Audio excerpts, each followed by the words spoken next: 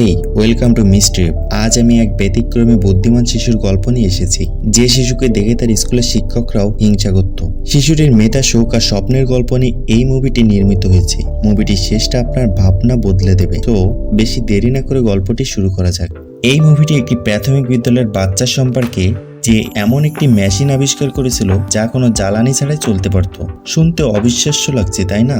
এই বাচ্চাটি এতটাই বুদ্ধিমান যে তার শিক্ষকও হিংসা করে তাকে পরীক্ষায় ফেল করিয়ে দিতেন। একদিন বাচ্চাটি আর সহ্য করতে না পেরে শিক্ষককে জিজ্ঞেস করলো, আমার পরীক্ষায় কোথায় ভুল হয়েছে? আপনি আমাকে এত খারাপ গ্রেড কেন দিলেন? শিক্ষক তার খাতার দিকে ইঙ্গিত করে বললেন, আমি জিজ্ঞাসা করেছিলাম নদ কিভাবে তৈরি হয়, আর তুমি রাজহাঁসের অভিবাসন নিয়ে কিছু একটা লিখেছো। এটা বিজ্ঞানসম্মত নয়, এজন্যই আমি তোমাকে খারাপ গ্রেড দিয়েছি। কিন্তু ছেলেটি দমে গেল না। সে ডিসকভারি ম্যাগাজিনের একটি সংখ্যা বের করলো। শিক্ষক স্তব্ধ হয়ে গেলেন। এটি কোনো সাধারণ ম্যাগাজিন ছিল না, এটি মূলত আমেরিকান ন্যাশনাল জিওগ্রাফিকের মতোই মর্যাদাপূর্ণ। দেখা গেল যে বাচ্চাটি ইতিমধ্যে একটি গবেষণাপত্র প্রকাশ করেছে, যা শিক্ষা জগতে ব্যাপক আলোড়ন সৃষ্টি করেছে। ছেলেটির তুলনায় নিজের জ্ঞান কম তা বুঝতে পেরে শিক্ষক লজ্জিত হয়ে চিৎকার করে বললেন, আমি তোমার ওই ফালতু ম্যাগাজিন নিয়ে ভাবি না। তারপর নিজের সম্মান বাঁচাতে তিনি ছেলেটির উল্টা জুতা পরা নিয়ে উপহাস করলেন, যার ফলে পুরো ক্লাস হাসিতে ফেটে পড়ল। তো এই ছোট মেধাবী ছেলেটি কিভাবে একটি পারপেচুয়াল মোশন মেশিন আবিষ্কার করলো, চলুন শুরু করা যাক। ছেলেটির নাম টিএস স্পিভেট। সে মাত্র পঞ্চম শ্রেণীতে পড়তো, কিন্তু তার আইকিউ ছিল 180 এর বেশি। সে ছিল এক সত্যিকারের বিস্ময় বালক। সে প্রায় কলেজের ক্লাসে লুকিয়ে ঢুকতো, এমনকি একটি চৌম্বকীয় পারপেচুয়াল মোশন মেশিন তৈরি করেছিল। আপনি ইতিমধ্যেই দেখতে পাচ্ছেন যে এই প্রতিভাবান বাচ্চার বিষয়টি কেবল কথার কথা নয়। পরিচালক তার বুদ্ধিমত্তা দেখানোর জন্য তার কাজগুলো ব্যবহার করেছেন, যেমন কলেজে লুকিয়ে ঢোকা এবং নতুন কিছু আবিষ্কার করা। এটি গল্প বলার একটি কৌশল যা আপনি প্রায়শই অন্ডারের মতো প্রতিভাবান শিশুদের নিয়ে তৈরি সিনেমায় দেখতে পান। অন্য যে কোনো পরিবারে টিএস হতো চোখের মণি, কিন্তু এই পরিবারে নয়। তার বাবা ছিলেন ঐতিহাসিক রাখাল টাইপের একটি মানুষ, যিনি টিএস এর ব্লুপ্রিন্ট বা নকশা নিয়ে একদমই মাথা ঘামাতেন না। তার মা ছিলেন একজন কীটপতঙ্গ বিশেষজ্ঞ, যিনি দিনরাত 24 ঘন্টা তার গবেষণায় ডুবে থাকতেন। তার বোন বিউটি প্রেজেন্ট বা সুন্দরী প্রতিযোগিতা নিয়ে মগ্ন ছিল। তার যমজ ভাই লেটন, সে ছিল টিএস এর সম্পূর্ণ বিপরীত। সে ছিল খেলাধুলায় পারদর্শী, হাসি খুশি এবং একজন নিখুঁত ছোট রাখাল। সে বিড়ালের লেজে ক্যান বাঁধতে পারত এবং 600 ফুটের বেশি দূর থেকে নিশানা করতে পারত। তাদের কালো বিড়ালটি এতটাই ভয় পেয়েছিল যে আতঙ্কে পালিয়ে গেছিল। বাবা তার সমস্ত ভালোবাসা তার ভাইকেই দিতেন, এই ভেবে যে তার বংশ পরম্পরায় এগিয়ে নিয়ে যাবে। একদিন যখন লেটন গুলি ছুটছিল, টিএস তখন গুলির শব্দের তরঙ্গ রেকর্ড করার চেষ্টা করছিল, কিন্তু তখন এক দুর্ঘটনা ঘটে। বন্দুক থেকে গুলি বেরিয়ে যায় এবং লেটন মারা যায়। টিএস নিজেকে দোষী মনে করে এবং পুরো একদিন বাথরুমে নিজেকে আটকে রাখে। সেই দিন থেকে পরিবারের কেউ আর কখনো লেটনের নাম উল্লেখ করেনি। কেউ বলেনি যে এটি টিএস এর দোষ ছিল, কিন্তু সে অনুভব করতে পারত যে তাদের মধ্যে দূরত্ব তৈরি হচ্ছে। তার মা কষ্ট থেকে বাঁচতে নিজেকে কাজের মধ্যে আরো বেশি ডুবিয়ে দেন, এবং তার বাবা, যিনি তাকে শুরু থেকেই খুব একটা পছন্দ করতেন না, তিনি আরো বেশি কঠোর হয়ে যান। পরিবারের এই পরিবর্তন, নিরাপত্তা, অস্বস্তিকর এড়িয়ে চলা, মানসিক দূরত্ব, সত্যিই দেখা যায় যে ট্রমা বা মানসিক আঘাত কিভাবে বাড়ির মানুষদের উপর প্রভাব ফেলে। এটি এটাও তৈরি করে যে কেন টিএস শেষ পর্যন্ত বাড়ি থেকে পালিয়ে যাওয়ার সিদ্ধান্ত নেয়, যা গল্পটিকে বাস্তব এবং আবেগপূর্ণ করে তোলে। সম্পর্ক ঠিক করার চেষ্টায় টিএস খামারের জন্য একটি নতুন সেচ ব্যবস্থা ডিজাইন করে। সে একটি মডেলও তৈরি করে। তার বাবা সেটির দিকে তাকিয়ে বিড়বিড় করে বললেন, তুমি এমন ভাবে বলছো যেন এটি খুব সহজ ব্যাপার, যেন চোখ খুললে সবকিছু এমনিতেই ঠিক হয়ে যায়। সোফায় গা হেলিয়ে দেন এবং নিজেকে ভোলাতে মদ্যপান করতে থাকেন। পরে বাবাকে খুশি করার জন্য টিএস তার ছোট ভাইয়ের উদাহরণ অনুসরণ করে তার সাথে শিকারে যায়। পথে তারা একটি আহত ছাগল দেখতে পায়। সে ছাগলটিকে মুক্ত করতে সাহায্য করার চেষ্টা করে, কিন্তু যখন সে ঘুরে তাকায় তখন একটি বিষধর সাপ দেখতে পায়। সে ভাবলো হয়তো মরে যাওয়াই আমার জন্য ভালো, তাহলে আমি আমার ভাইয়ের কাছে যেতে পারবো। সে চোখ বন্ধ করে অপেক্ষা করতে লাগলো, কিন্তু তখন তার বাবা সাপটিকে গুলি করলেন। তার বাবা একটি কথাও বললেন না, শুধু তার পিঠ চাপড়ে দিলেন। কিন্তু টিএস অপরাধবোধ এবং আত্মসংশয়ে পূর্ণ হয়ে ভাবলো যে তার বাবা তাকে ভয় পেয়ে জমে যাওয়ার জন্য দোষারোপ করছেন। মনস্তাত্ত্বিকভাবে এটি সম্পূর্ণ যুক্তিযুক্ত। টিএস ট্রমাটাইজ এবং অপরাধবোধে জর্জরিত, তাই সে এমনকি খুব সাধারণ প্রতিক্রিয়াগুলোকেও মনে করে যে মানুষ তাকে দোষ দিচ্ছে। একজন শোকার্ত শিশু কিভাবে চিন্তা করতে পারে তার একটি বিশ্বাসযোগ্য চিত্র এটি। ঠিক যখন টিএস খুব মন মরা ছিল, হঠাৎ সে স্মিথসোনিয়ানের প্রেসিডেন্টের কাছ থেকে একটি ফোন পেল। অভিনন্দন মিস্টার স্পিভেট, আপনি আপনার পারপেচুয়াল মোশন মেশিনের জন্য ব্যারেট পুরস্কার জিতেছেন। সে দৌড়ে বাবাকে খবরটি দিতে গেল, কিন্তু তারপর সে থেমে গেল। বুঝতে পারলো যে এর কোনো লাভ নেই। তাই সে পুরস্কার বিজয়ী ছেলে সেজে বলল, আমার বাবা কানে শোনেন না এবং কথা বলতে পারেন না, আমি আপনার জন্য ইশারা ভাষায় অনুবাদ করে দেব। যিনি ফোন করেছিলেন তিনি সেটা বিশ্বাস করলেন এবং মিস্টার স্পিভেটকে ওয়াশিংটন ডিসিতে পুরস্কার বিতরণী অনুষ্ঠানে আমন্ত্রণ জানালেন। টিএস ভাবল, যাই হোক, এখানে কেউ তো আমাকে নিয়ে ভাবে না, যাওয়াটাই ভালো হবে। সে তার 1000 কিলোমিটার যাত্রার পরিকল্পনা করলো। 8 জোড়া আন্ডারওয়্যার, 3টি ম্যাজেন্টা রঙের সোয়েটার, একটি থার্মোমিটার, ব্যারোমিটার, কিসমিস, শুকনা গাজর এবং একটি খেলনা বোতল নিয়ে নিল। সে একটি চিঠি রেখে গেল যাতে লেখা ছিল, দয়া করে চিন্তা করবেন না। তার মায়ের একটি জার্নাল নিল এবং তার নিজের উচ্চতার অর্ধেক সমান একটি সুটকেস নিয়ে রাতের অন্ধকারে বেরিয়ে পড়ল। যখন একটি গাড়ি পাশ দিয়ে গেল, সে ভাবলো তার বাবা তাকে বাড়ি ফিরিয়ে নিতে এসেছেন, কিন্তু গাড়িটি দ্রুত চলে গেল। তখন টিএস বুঝতে পারলো যে তার ভাইয়ের মৃত্যুর জন্য তার বাবা তাকে উপেক্ষা করে শাস্তি দিচ্ছেন। এখানে টিএস এর ভুল বোঝাবুঝি তার নিরাপত্তাহীনতাকে তুলে ধরে এবং এটাও দেখায় যে বাবা ও ছেলের মধ্যে যোগাযোগের অভাব অনেক পরিবারের একটি সাধারণ সমস্যা। ওয়াশিংটন ডিসিতে যাওয়ার মালবাহী ট্রেনে ওঠার জন্য সে একটি সিগন্যাল টাওয়ারে উঠল এবং মার্কার দিয়ে হলুদ বাতিটিকে লাল রং করে দিল। আশ্চর্যজনকভাবে ট্রেনটি থেমে গেল। সে তার সুটকেসটি ভিতরে ছুড়ে দিল এবং ঠিক যখন সে উপরে উঠতে যাচ্ছিল, একজন কর্মী তাকে দেখে ফেলল। টিএস আতঙ্কিত হয়ে ট্রেনের নিচে হামাগুড়ি দিয়ে ঢুকলো, কিন্তু তখন ট্রেন চলতে শুরু করলো। সে প্রায় পিষ্টে যাচ্ছিল, কিন্তু ঠিক সময়ে বেরিয়ে আসতে সক্ষম হলো। সে গড়িয়ে মুক্ত হলো, একটি কার্গো র্যাম দিয়ে পালিয়ে গেল, একটি সুইচ টিপলো এবং লাফ দিয়ে নিরাপদে পৌঁছালো। খোলা প্রান্তর পার হওয়ার সময় প্রকৃতির সৌন্দর্য তার মনকে সমস্ত ঝামেলা থেকে কিছুটা স্বস্তি দিল। অবশেষে সে একটি শিল্প এলাকায় পৌঁছালো, কিন্তু ট্রেনের টিটি প্রতিটি ব্যাগ পরীক্ষা করছিল। দ্রুত চিন্তা করে টিএস ট্রেনে করে নিয়ে যাওয়া একটি ভ্রাম্যমান বাড়ির ভেতরে লুকিয়ে পড়ল।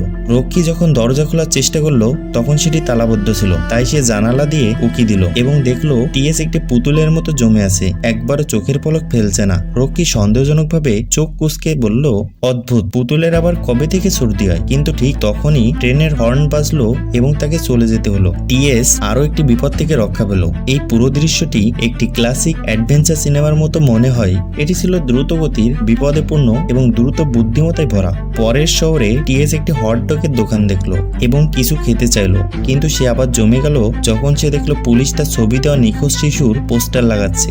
তখন হটডগ দোকানের মহিলা তাকে অদ্ভুত আচরণ করতে দেখে ফেললো, তাই সে দৌড়ে পালালো। একটি ফোন বুথ পার হওয়ার সময় সে গতি কমালো এবং বাড়িতে ফোন না করে পারল না। তার কল্পনায় তার পুরো পরিবার ফোনের দিকে ছুটে এলো। তার মা ফোন ধরলেন এবং বললেন, আমি দুঃখিত সোনা, আমার নিজেকে গবেষণায় ডুবিয়ে রাখা উচিত হয়নি, তোমাকে অবহেলা করার জন্য আমি দুঃখিত। এরপর তারা বাবা বললেন, আমি অবশেষে তোমার ডিজাইন করা সেই জলপথই তৈরি করেছি। তারপর তার বোন বলল, তুমি ফিরে এলে আমার প্রতিযোগিতার পোশাক ডিজাইন করে দেব। ঠিক আছে। টিএস প্রথমবারের মতো উষ্ণতা অনুভব করলো, কিন্তু এসবই ছিল কল্পনা। এখানে কল্পনা এবং বাস্তবতার বৈপরীত্য সত্যিই দেখায় যে টিএস কতটা ভালোবাসা চায়। সিনেমার মাধ্যমে একটি শিশুর মনের ভিতরে কি চলছে তা তুলে ধরার এটি একটি হৃদয়স্পর্শী উপায়। পরে সেই রাতে ট্রেনে ফিরে একাকিত্ব এবং বাড়ির জন্য মন কেমন করায় টিএস ঘুমাতে পারল না। তাই সে তার মায়ের জার্নাল পড়তে শুরু করলো। এখানে লেখা ছিল যে তিনি কিভাবে মাঝে মাঝে সকালের নাস্তার জন্য লেটনকে ডাকতেন, ভুলে যেতেন যে সে নেই। কিভাবে তিনি একবার লক্ষ্য করেছিলেন টিএস নিজেকে গুটিয়ে নিচ্ছে এবং নিজেকে দোষারোপ করছে, কিন্তু জানতেন না কিভাবে তাকে সান্ত্বনা দেবেন। তাই তিনি কেবল জানালা দিয়ে তাকে নীরবে দেখতেন। এটি পড়ে টিএস এর চোখ জলে ভরে গেল। সে অবশেষে বুঝতে পারলো যে তার মা ঘৃণার কারণে তাকে উপেক্ষা করছিলেন না, তিনিও ভেঙে পড়েছিলেন। দিনের পর দিন ভ্রমণের পর টিএস অবশেষে ওয়াশিংটন ডিসিতে পৌঁছালো। সে তার সুটকেসটি লুকিয়ে রাখলো এবং কেবল তার ব্যাকপ্যাক নিয়ে স্মিথসোনিয়ান এর দিকে রওনা হলো। কিন্তু শীঘ্রই একটি পুলিশের গাড়ি থামলো। এক টাকমাথা পুলিশ ভাবলো যে সে স্প্রে পেইন্ট বহন করছে এবং তাকে গ্রেপ্তার করার চেষ্টা করলো। টিএস দৌড় দিল, কিন্তু একটি ড্র ব্রিজে আটকা পড়লো, যা ঠিক তখনই খুলতে শুরু করেছিল। পুলিশ বলল, শোনো বাচ্চা, থামো, বোকামি করো না। আমি থামবো না। টিএস পাল্টা চিৎকার করলো। হঠাৎ টিএস ফাঁকা জায়গাটি লাফ দিয়ে পার হয়ে একটি ধাতব বিম ধরলো। পুলিশটি আতঙ্কিত হয়ে পড়লো। সে বলল, নিচে তাকিও না, শুধু আস্তে আস্তে তোমার পা তোলো। টিএস কোনো মতে নিজেকে উপরে টেনে তুললো। এই প্রক্রিয়ায় তার পাঁজরের হাড় ভেঙে গেল, কিন্তু সে হাল ছাড়ার পাত্র ছিল না। সে অনেক দূর চলে এসেছে। এই সেতুর দৃশ্যটি সত্যিই দেখায় যে টিএস কতটা সাহসী এবং সংকল্পবদ্ধ। এটি পরের অংশে যেখানে সে দয়ালু ট্রাক ড্রাইভারের সাথে দেখা করে তার সাথেও নিখুঁতভাবে মিশে যায়, তাই গল্পটি স্বাভাবিক এবং বিশ্বাসযোগ্য মনে হয়। তারপর তার ভাগ্য সুপ্রসন্ন হলো। একজন দয়ালু ট্রাক ড্রাইভার গাড়ি থামিয়ে তাকে লিফট দেওয়ার প্রস্তাব দিল। টিএস তাকে বলল যে সে পড়ে গিয়েছিল এবং তাকে আগামীকাল স্মিথসোনিয়ান পৌঁছাতে হবে। ড্রাইভার তাকে গাড়িতে উঠতে সাহায্য করলো এবং তার আঘাত দেখে ডাক্তারের কাছে যাওয়ার জন্য জোর করলো। সে এমনকি টিএস কে একটি পানীয় দিল এবং শীঘ্রই টিএস ঘুমিয়ে পড়লো। পরের দিন যখন টিএস এর ঘুম ভাঙলো, সে ইতিমধ্যে স্মিথসোনিয়ানে পৌঁছে গেছে। সে ড্রাইভারকে ধন্যবাদ জানালো এবং সে অভ্যর্থনা ডেস্কে গেল এবং বলল, আমি তোমার পুরস্কার নিতে এসেছি। রিসেপশনিস্ট হেসে বলল, তুমি বলতে চাইছো তোমার বাবা পুরস্কারের জন্য এসেছেন, তাই না? টিএস উত্তর দিল, না, আমি এসেছি। রিসেপশনিস্ট তাকে বিশ্বাস করলো না। শীঘ্রই ইনস্টিটিউটের পরিচালক মিস জিপসন সেখানে এলেন। তুমি আমার সাথে দেখা করতে চেয়েছো, খোকা? টিএস তাকে বলল, জি ম্যাম, আমি পারপেচুয়াল মোশন মেশিন তৈরি করেছি। মহিলাটি বলল, তুমি কি আশা করো আমি সেটা বিশ্বাস করব? তিনি সন্দেহপ্রবণ ছিলেন এবং চলে যেতে উদ্যত হলেন যতক্ষণ না টিএস তার ডিজাইনের তত্ত্বটি গড়গড় করে বলে দিল, আমি একটি বদ্ধ লুপের চারপাশে ঘূর্ণনশীল মহাকর্ষের নীতিটি পরিবর্তন করেছি। তাতে তিনি একদম চুপ হয়ে গেলেন। তিনি তাকে জড়িয়ে ধরলেন। তার চোখ চকচক করছিল, প্রশংসায় নয় বরং লোভে। তিনি ভাবলেন, এই বাচ্চাটি একটি সোনার খনি। তিনি তাকে একজন ডাক্তার দেখানোর এবং মস্তিষ্কের স্ক্যান করানোর ব্যবস্থা করলেন। ফলাফলগুলো অসাধারণ স্নায়বিক কার্যকলাপ দেখালো। তার আইকিউ পরিমাপের বাইরে ছিল। মিস জিপসনের প্রতিক্রিয়া অনেক কিছু বলে দেয়। তিনি বিজ্ঞানের চেয়ে টিএস এর প্রতিভা দিয়ে টাকা উপার্জনের বেশি মনোযোগী। বাস্তব জীবনে আবেগের চেয়ে লাভ যে প্রায়শই বড় হয়ে দাঁড়ায় তা তীক্ষ্ণভাবে এখানে ফুটিয়ে তোলা হয়েছে। পুরস্কার বিতরণের অনুষ্ঠানে টিএস একটি টাক্সেডো পরেছিল এবং টুল পেছনে আসলেছিল। একদল ধনী অভিজাত ব্যক্তি এগিয়ে এলো। তাদের মুখে ছিল কৃত্রিম হাসি। সে বুঝতে পারলো যে তারা বিজ্ঞানের প্রতি নয় বরং শিশুর প্রতিভার চমক দেখে মুগ্ধ। মঞ্চে কথা বলার পালা এলে সে শুরু করলো, আমার বয়সের কারণে আমাকে প্রত্যাখ্যান না করার জন্য আপনাদের ধন্যবাদ। সে বলতে থাকলো, আমার যন্ত্রটিকে শাশ্বত বা পারপেচুয়াল বলা হতে পারে, কিন্তু যেহেতু চুম্বক 400 বছর পর তাদের শক্তি হারায় তাই এটি আসলে শাশ্বত নয়। আমাদের এখনো কাজ করতে হবে। তার বিনয় দেখে দর্শকরা হাসলো। তারপর সে যোগ করলো, এই বছর আমার ভাই মারা গেছে। সে ব্যাখ্যা করলো কিভাবে দুর্ঘটনাটি ঘটেছিল। বন্দুক থেকে ফসকে যাওয়া গুলি, অপরাধবোধ, একাকিত্ব এবং কিভাবে সে বাড়ি ছেড়ে সারা দেশ ভ্রমণ করেছে। সেখানে তাকে সবাই নিস্তব্ধ হয়ে গেল এবং তারপর সবাই করতালিতে ফেটে পড়লো। অনেকের চোখেই জল ছিল। সে বলল, আমি এই পুরস্কার বৃথা যেতে দেব না। আমি বিজ্ঞানের অগ্রগতির জন্য কাজ করে যাব। মিস জিপসন তাকে জড়িয়ে ধরতে ছুটে এলেন, কিছুটা সেনে কিন্তু মূলত এই ভেবে যে কি দারুণ পিয়ার। তিনি টিএস কে নিজের জিম্মায় নিলেন, কিন্তু সবাই অজ্ঞাত ছিল যে তার মাও অনুষ্ঠানে উপস্থিত ছিলেন এবং চোখের জল ফেলছিলেন। গল্পটির দৃষ্টিকোণ থেকে টিএস এর এই বক্তব্য একটি মূল মোড়। এটি কেবল তার অতীত সম্পর্কে আরো বেশি কিছু প্রকাশ করে না, বরং পরে তার মা যখন তাকে খুঁজে পাবেন সেই মুহূর্তটির জন্য পটভূমি তৈরি করে। একই সাথে এই পরিচালকের সুবিধাবাদী দিকটা তুলে ধরে যে তার চরিত্রটিকে আরো বেশি ফুটিয়ে তোলে। মিস জিপসন সাক্ষাৎকারে, ফটোশুট এবং টিভি অনুষ্ঠানের বুকিং দেওয়া শুরু করলেন। তার গল্পটিকে একটি ট্র্যাজিক জিনিয়াস বা দুঃখী প্রতিভার আখ্যান হিসেবে সাজালেন, যা জনসাধারণের লুপে নিল। ফোন বাজাই থামছিল না এবং টাকার বৃষ্টি হচ্ছিল, কিন্তু টিএস এটা ঘৃণা করত। তার ভাইয়ের আসল স্মৃতিগুলো লাভের জন্য ব্যবহার করার বিষয় ছিল না। সে বাড়িতে ফোন করার চেষ্টা করলো, কিন্তু লাইনটি অকেজো ছিল। একটি টক শোতে একজন উপস্থাপক তাকে আচমকা প্রশ্ন করলেন, লোকে বলে তুমি তোমার ভাইকে হত্যা করেছো, তোমার কি বলার আছে এই সম্পর্কে? পুরো স্টুডিও স্তব্ধ হয়ে গেল। টিএস তোতলামি করে বলল, এটি একটি দুর্ঘটনা ছিল,